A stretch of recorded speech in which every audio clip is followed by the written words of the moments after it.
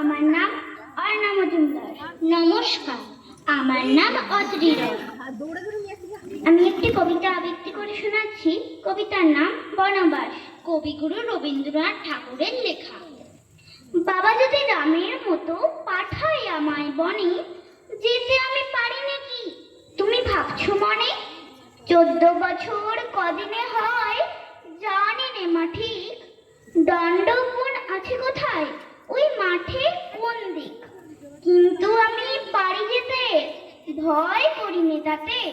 লক্ষণ ভাই যদি আমার থাকতো সাথে সাথে। বনের মধ্যে গাছের ছায়ায় বেঁধে নিতেম ঘর, সামনে দিয়ে বইতো নদী, পড়তো বালির চর। ছোট একটি থাকতো ডিম, পাড়ে যেতেম বে, হরিণ চড়ে বেড়ায় সেথা, কাছে আসতো ধে। গাছের পাতা খাইয়ে দিতেম আমি নিজের হাতে। লক্ষণ ভাই যদি আমার থাকতো সাথে সাথে। কত যে গাছে থাকতো কত রকম ফুলে, মালা গীতে পড়ে নিতেম জড়িয়ে মাথার চুলে।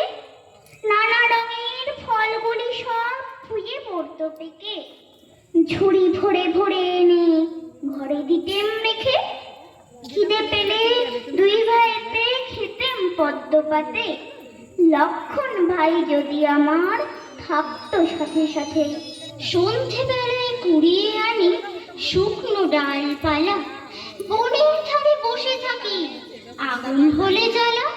পাখিরা সব বাসায় ফেরে, দূরে শিয়াল ডাকে, সন্ধে তারা দেখাতে যায় ডালের ফাঁকে ফাঁকে।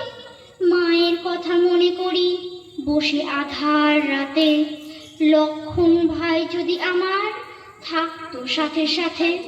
ঠাকুর দাদার মতন বনে আছেন ঋষিমণি, তাদের পায়ে প্রণাম করে গল্প অনেক শুনি। রাক্ষসের ভয় করি নে, আছেন গুহক মিতা। রাবণ আমায় কি করবে মা, নেই তো আমার সীতা। হনুমানকে যত্ন করে খাওয়াই দুধে ভাতে। লক্ষণ ভাই যদি আমার থাকতো সাথে সাথে।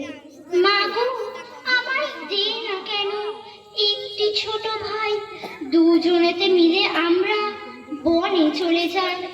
আমাকে মা শিখিয়ে দিবি রামযাত্রার গান, মাথায় বেঁধে দিবি চূড়ো, হাতে ধনুক বাণ। চিত্রকূটের পাহাড়ে যাই এমনি বড় সাথে। লক্ষণ ভাই যদি আমার থাকতো সাথে সাথে। নমস্কার।